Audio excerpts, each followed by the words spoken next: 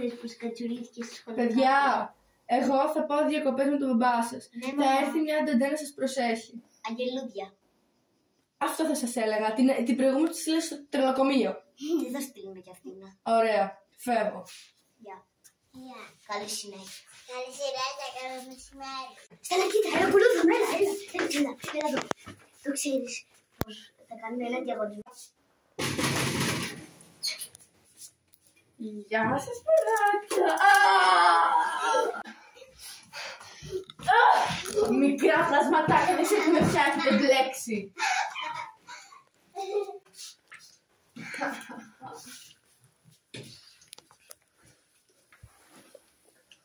Νομίζετε πως θα μου ξεφύγετε τόσο εύκολα, Σήκω πάνω εσύ!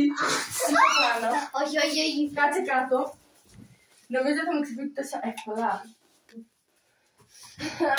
Βγες και κάτσε και εσύ με τον αδελφό σου.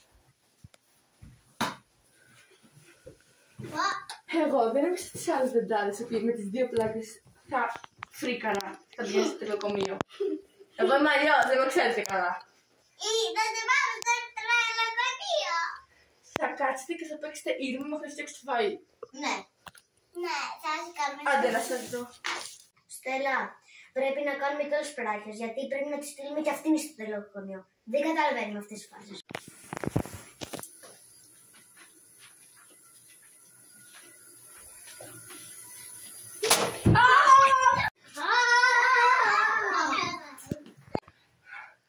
Πετάξα το βιβλίο, Τώρα θα σου πω εγώ.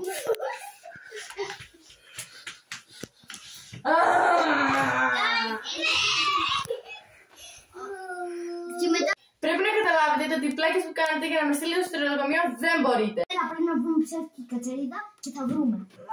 Θες να πάρουμε αυτήν τη σόντα, ναι. Σε αυτή που έχουμε πίσω. Βρήκαμε. Τέλεια. Έρχεται σε λίγο εδώ. Ήρθανε.